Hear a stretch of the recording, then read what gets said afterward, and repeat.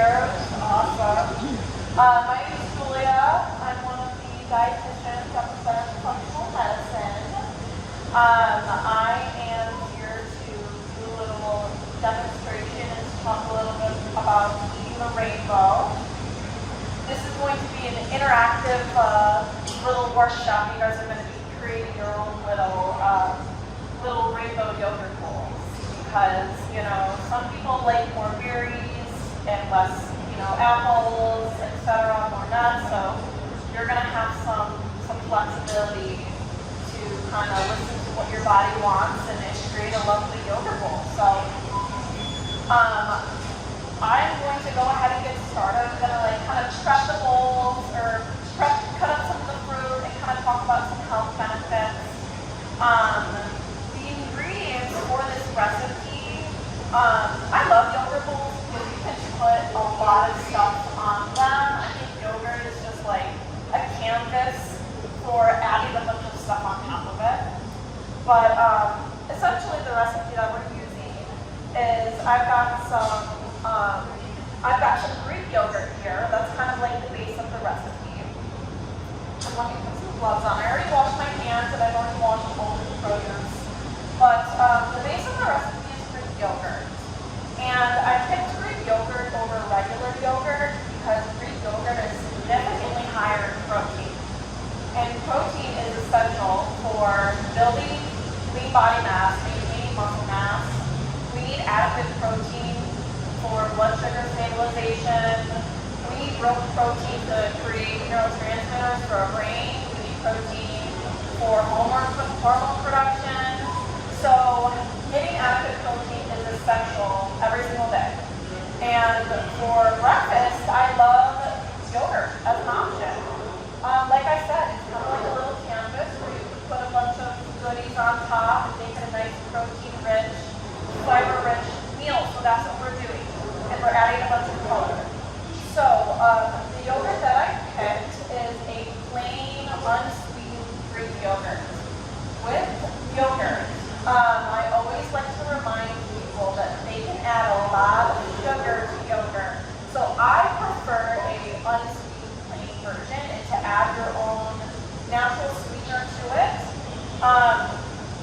If you have it plain, that's totally fine. I like a little bit of sweetness, but we're going to be adding natural sweetness to it. But with yogurt, one thing is they can add as much sugar as like a bowl of ice cream. So sometimes if you get a yogurt at a grocery store and it's like sweetened, it's got some like fruit in it or something like that, some sugar. There's almost enough sugar in it equivalent to like a bowl of ice cream. So sometimes you think you're eating yogurt for breakfast and you're eating something healthy, but you could have just had a bowl of ice cream and we have a few amount of sugar. So what we're going to do is we're going to make a lovely yogurt bowl with no refined sugar. We're only using fruit and some cinnamon and honey and as a natural sweetener. And it's going to be high in protein.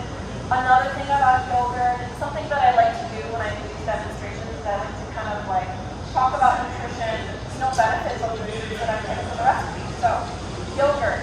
Again, I picked it Greek yogurt because it's high in protein. I picked plain yogurt, so we're not getting added sugars. And another thing about yogurt is it's got probiotics in it, which are natural bacteria that's found when you ferment foods. So yogurt is a way to get into probiotic-rich foods, and gut health and our gut microbiome is a new craze almost. But more and more research is going into how important our gut microbiome is for our health. So it is essential to have a good, diverse microbiome, and by doing that, eating fermented, eating probiotic-rich foods is giving your body that good bacteria. We need good live bacteria in our gut. Most of our immune system is in our gut, so if you think about just getting sick all the time, want a good, healthy, diverse immune system, so getting a good, diverse of probiotics and prebiotics, which we'll talk about in a little bit, is essential for just kind of optimizing our gut microbiome and keeping it diverse. Eating a variety of plant foods, not just probiotic-rich foods. Plant food is going to help keep your microbiome diverse. So probiotic foods are like yogurt and kimchi and sauerkraut, but prebiotic foods are fiber-rich foods that actually feed the good bacteria. So this is like eating good bacteria, but we actually need to feed the good bugs. And so by eating these prebiotic-rich foods that are found in a variety of plant foods, you're feeding the good bugs, which then fight against harmful bacteria that enter our body, like viruses and infections, help regulate our metabolism, weight management, our blood sugar. There's so much more research that's coming in about how important our gut microbiome is for our health in general. So with that being said, this is a very microbiome-friendly meal, and it's very, very colorful, which means you're getting in a lot of different plant foods and phytonutrients. So what you're going to do first is take what I like to do with yogurt bowls is put yogurt on the bottom and a little bit of a canvas. The next thing that I have that I'll talk about is flax seeds. Specifically brown flax. I mean, you can get whole flax seeds, but you need to grind them up in order to actually get some of the health benefits, to activate the health benefits from the flax seeds. Also, it can kind of upset your stomach because you eat them raw. So, I prefer to get flaxseed meal. It's actually better to keep flax seeds stored in your refrigerator. They stay fresher that way, or even in your freezer. You can kind of just pop it out of your freezer whenever you want to do it. But flax seeds is a lovely way, a really easy way to get a very concentrated source of fiber into your diet. So when you think of like getting more fiber into your diet, you think of adding more vegetables, which is absolutely true. But a really good choice to get more fiber into your diet is to eat more chia seeds or flax seeds and more berries and different types of fruits. These are very, very high in fiber. The recommended amount for most females is about 25 grams of fiber per day at a minimum. 2 tablespoons of flax seeds has about 3 grams of dietary fiber. So if you just get a couple tablespoons of flax seeds, 1 whole cup of berries has about, I think, 7 to 8 grams of fiber. We've got fiber in our nuts and seeds. You can make a yogurt bowl that has almost half the amount of the daily recommended fiber, for the day. So really, really, and there's like, of course, vegetables are more. There's no vegetables really in this meal, but you can still get a good amount of fiber by optimizing concentrated sources of fiber, berries, and nuts and seeds. So flax seeds are a great source of soluble and insoluble fiber. Flax seeds have been shown to improve insulin sensitivity, blood sugar control. They help keep us fuller for longer. They help keep our bowels regulated. They help us poop regularly. In my practice, I talk about flax seeds and chia seeds all the time. I think it's essential to consume at least a couple tablespoons of either chia seeds or flax seeds every day. So we are going to be adding flax seeds to a yogurt bowl. That's how I love to add flax seeds and chia seeds. You can also add them to a smoothie. You can take this whole yogurt bowl, throw it in a blender if you prefer to have a smoothie. But what we're going to do is we're going to add, we've got yogurt and we've got flax seeds. Already super nutrient dense, super protein packed. There's protein in flax seeds, a lot of protein in yogurt, and we've got fiber already. This is a super blood sugar balanced meal already, even with all the rest of the stuff. Next on the list is we've got our fruits. I love kiwi. I think that most people just kind of forget about kiwi, but kiwi is another type of kiwi fruit. It was originally found in China, now mostly in New Zealand. Kiwi, and the fun fact about kiwi is that you can eat the skin, and most of the fiber is in the skin.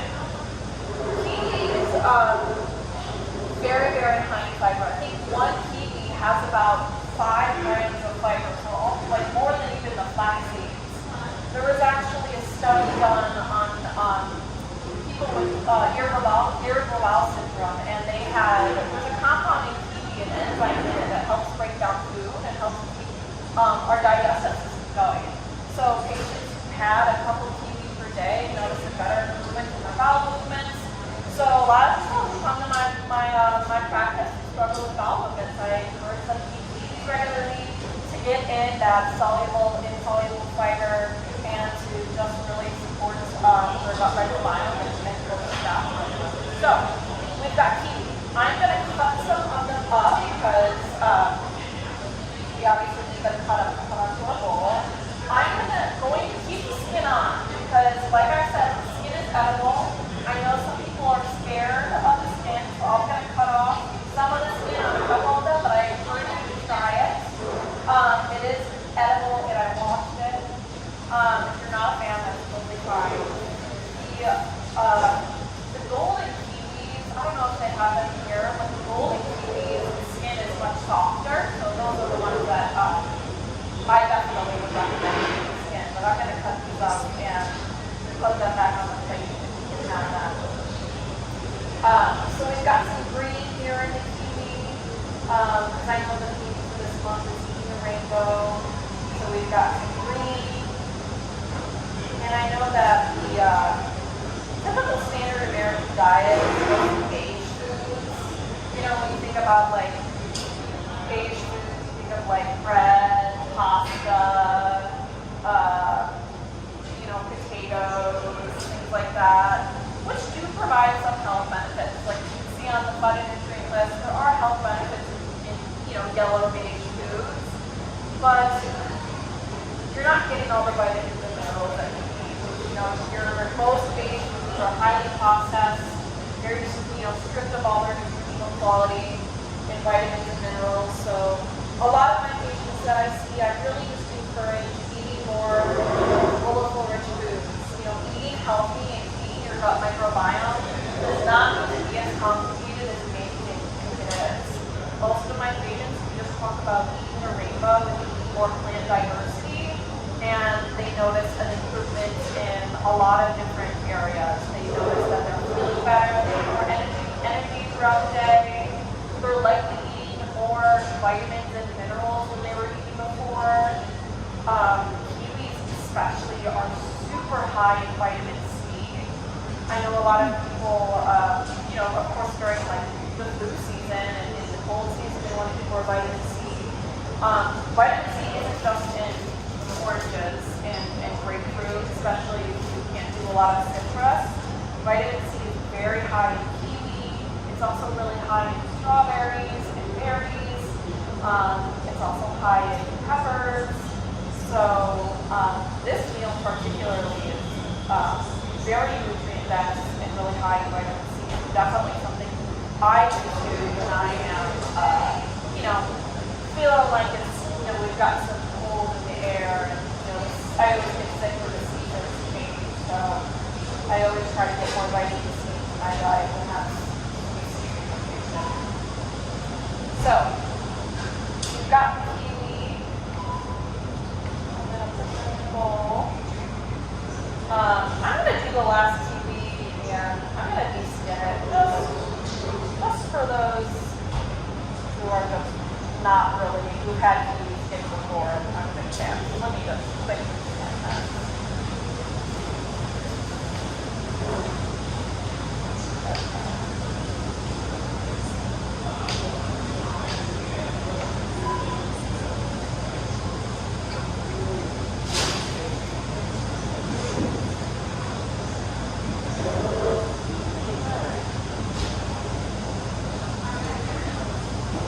Okay, so we've got kiwi, lovely. Those little skins in the kiwis are edible. Everything that I'm cutting up is edible. So there's the kiwi. I'm going to put this there. Grab it. Next on the list is strawberries. I specifically picked berries for this recipe because they're delicious. And berries are the highest in antioxidants out of all the fruits. So I've got raspberries, blueberries, and strawberries here. Usually when I'm talking to patients, I encourage at least one serving of berries every single day. So typically can have berries as a snack. You can have them, you know, on a yogurt bowl, in a smoothie. You can put them in a salad. But at least one serving of berries every day is recommended in my mind. Like I said, berries are the highest in antioxidants. They are the highest in phytochemicals. They are also the lowest in sugar, and so they're not going to raise your blood sugar as much. And they are the highest in fiber out of all the fruits. So, like I said, 1 cup of raspberries specifically. I think all berries are very similar. Raspberries may have 1 or 2 grams more fiber, but 1 cup is about 4 to 5 grams of fiber. You know, that's equivalent to actually, but 1 cup of berries is equivalent in fiber to like 4 cups of spinach. So again, when I'm talking to patients about adding more fiber into their diet, you know, of course adding more vegetables, but sneaking in more fruit really, really helps reach that fiber goal. So, strawberries, another one that's high in vitamin C. Strawberries are one of the highest fruit in vitamin C. I also know that the ends of strawberries are edible, but I'm going to cut them off for you guys. But honestly, I don't even waste my time usually when I have strawberries to cut off the ends. I just eat them whole, and nothing ever happens. I haven't grown any strawberries inside of me. But so we've got some strawberries here. And again, while I'm going through, if anybody has any like questions, yeah.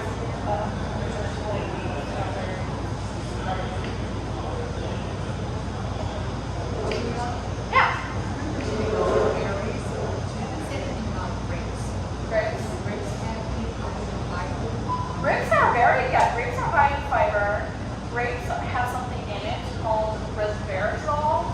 So when you think of you know, red wine, it has that polyphenols in it. Grapes actually have the same polyphenols in it. So they are actually very anti-cancer. They have a phytonutrient called resveratrol. Grapes are a little bit higher in like fruit sugar than berries, but still very nutritious and, you know, rich in fiber. I think a couple of grapes is probably a couple grams of fiber. But, yeah. I'm a big fan of grapes. But like, what is the term for grapes? So like angel candy or something like that?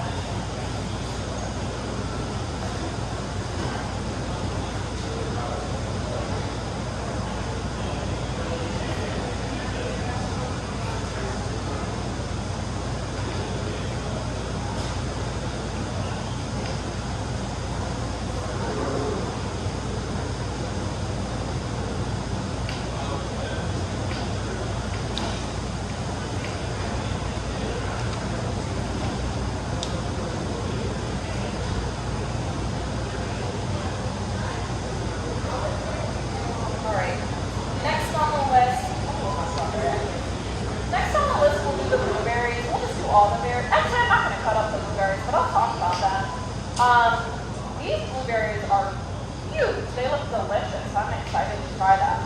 Blueberries, again, in the berry family, blueberries are high in anthocyanins, which is an anti-cancer, anti-inflammatory phytonutrient. When it comes to berries, you can get them fresh. You can get them frozen. I love frozen berries because I notice, especially in the summertime, when berries are in season, I feel like I buy them and then the next day they're already getting moldy and going bad. So I prefer frozen berries, honestly. And when you buy frozen foods, they are actually picked at their peak ripeness, which means they are at their peak nutritional value. So I have no problems. I actually prefer frozen berries over fresh sometimes because they are, again, peaked at their peak ripeness. So they probably have the most nutritional quality there. And I love, sometimes if I'm in the heat of the summer days I'll make a yogurt bowl and just put frozen berries on it and not even defrost them because I like that they taste good just frozen. So, blueberries, raspberries, high in antioxidants, highest in fiber. I love all of them. I think sometimes even for like a dessert, I'll do like take some fruits, cut up some strawberries, and put it in a little bit of yogurt and some honey, and this can even be like a lovely, healthy yogurt bowl or a healthy dessert. So you don't even have to think of this as something to have for breakfast. I think this is a lovely dessert. This is a lovely snack. It's really going to, it's very blood sugar balancing, which means it's not high in, cane sugar. There's no refined sugar in it, but it's got fiber and it's got protein. And when you combine fiber and protein together, it's going to help stabilize your blood sugar. It's not going to spike up your blood sugar as much. So, for example, if you were to have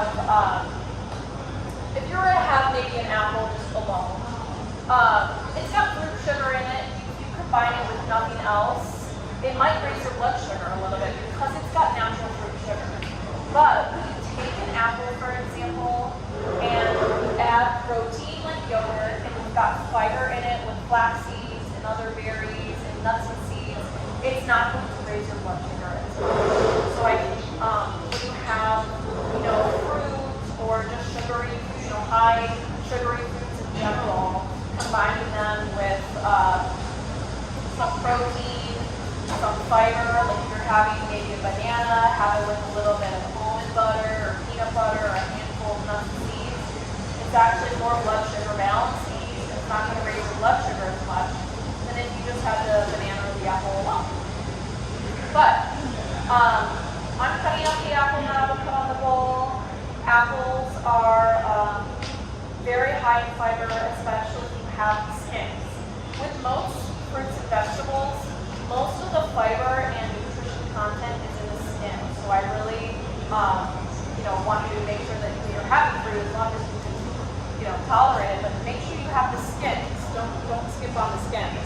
Especially when you do when you have like apple juice or applesauce or something, most of the fiber is stripped out. So I would much rather you have whole fruit juices because you're getting that fiber content in it and you're getting the other vitamins and minerals that sometimes are stripped away when they make apple juice or fruit juice, or sometimes it's not even from real fruit, sometimes it's just from some sort of a concentrate that they develop. So, we've got the apple slices, and apples are in season right now. What kind of phytonutrients are in apples? Apples have, each different color is a different phytonutrient, so it kind of depends on the color of the apple. So there's many different phytonutrients in apples. Kind of depends on the color. I know that they have anthocyanins in it.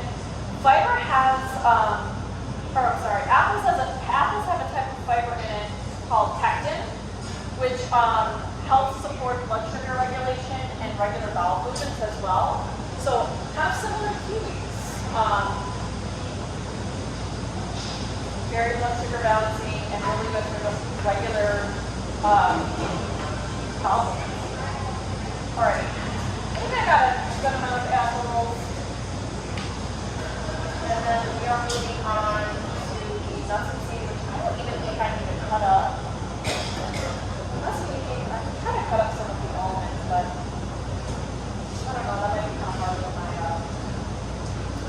my knife. But the nuts and seeds that I picked, I'll talk a little bit about those, and then I'll have you guys, come up here and create your bowls. So I picked walnuts, pumpkin seeds, and almonds because they are very diverse in their nutritional quality. All of them have potassium in them, but they all really have their own kind of like powerhouse nutritional quality. So walnuts are anti-inflammatory, one of the most anti-inflammatory nuts that you can get. The reason why it's so anti-inflammatory is because it has plant-based omega-3 fatty acids. And omega-3 fatty acids are actually called resolvents. They help resolve inflammation in our body. And so a lot of patients that come to our program that are, kind of struggling with inflammation in their body, I encourage more omega-3 food. Sometimes you can't eat that many fish, especially if you're not a big fish eater. You can get plant-based omega-3s in walnuts and in flaxseed.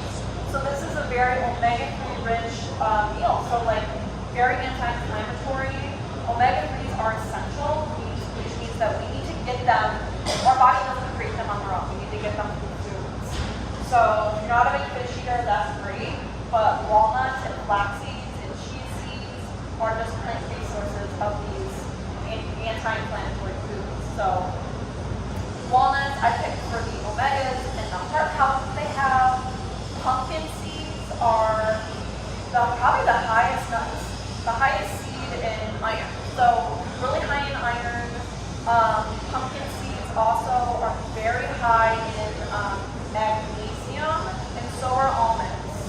So magnesium is really important for heart health, for bone health. So I think that these are probably the three, one of my top 5 nuts and seeds. I think walnuts are probably my favorite just because I think that they're delicious, but they also are such little nutrition powerhouses. They look like little brains, so like they have to be delicious.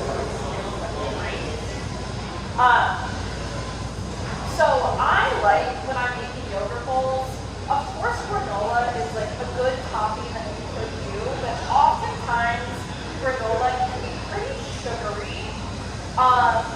There are some granolas that you can buy that use maybe like honey or maple syrup. Always make your own granola at home and use animal sweeteners. But sometimes if you're just looking for a little crunch, just add some nuts and seeds to it. You can get like a roasted, unsalted nut and seed, and it's still going to give you that crunch without all the sugar. So I'm just putting up some mint now. And you may be like kind of wondering, why are you adding mint to a yogurt bowl? But just trust me here, mint really brings out all of the flavor in the fruit. And I love mint because it's added to anything and it just tastes good. Mint, grow at my grandma's house, and I used to walk through her garden and just pick the mint and eat it. So it always reminds me of my grandma whenever I cook with it or whenever I eat it. So I think it's just a really lovely herb to add. Again, it's got some fiber in it. There's no harm in adding herbs and spices. So parsley, mint, cilantro. Of course, parsley and cilantro may not be a thing to add to a yogurt bowl, but mint you can add on desserts, onto yogurt, and into smoothies, and you'll notice that you can really taste it. Sometimes I'll make a smoothie and I'll add a little unsweetened cocoa powder and a little mint, and it's like a chocolate mint smoothie, but there's like no sugar in it. So think of like, it's just like a natural way to add some herbs and add some sweetness to meals without maybe adding in extra sugar. So we've got mint for a little color and a little flavor. And the last thing that I have here is cinnamon and honey. So cinnamon is delicious. I love using cinnamon because it honestly is sweet. And when you really are able to kind of decrease added refined sugar in your diet, you start to notice the natural sweetness of foods. And so this meal is very sweet. We've got sweetness from the fruit. We've got sweetness from the cinnamon. Cinnamon will bring out a lot of sweetness in it. Cinnamon also has been shown to lower our blood sugar and help stabilize our blood sugar and insulin levels. So a very blood sugar balancing thing to add to your diet. So I want you to sprinkle some cinnamon. I love just cinnamon on apples, but you can add it to your yogurt bowl. I'm going to set this up so you guys can do a little assembly line or figure out how it goes. And then I've got pure honey. So I got pure honey here. I want to make sure that, when you get natural sweeteners like honey, maple syrup, and maybe like blackstrap molasses,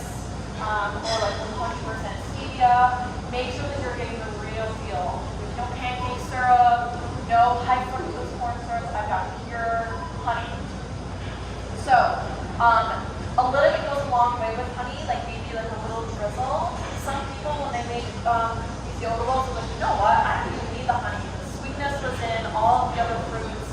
I don't know why, I'm in a habit of adding a bunch of sugar to food, but I think I'm gonna work on just embracing the natural sweetness of food. So, I think I talked about everything. Did I miss anything? I think I'm good. We've got the flax seeds, we've got mint, I talked about the lovely heart-healthy nuts and seeds, and we've got the fruit.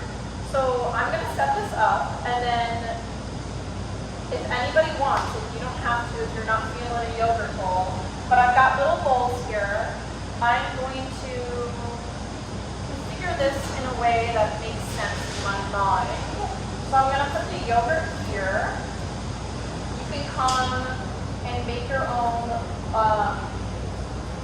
start making your own little rainbow bowl. So I'm going to do yogurt, we've got the nuts and seeds, and I'll put a little spoon in that for you to grab.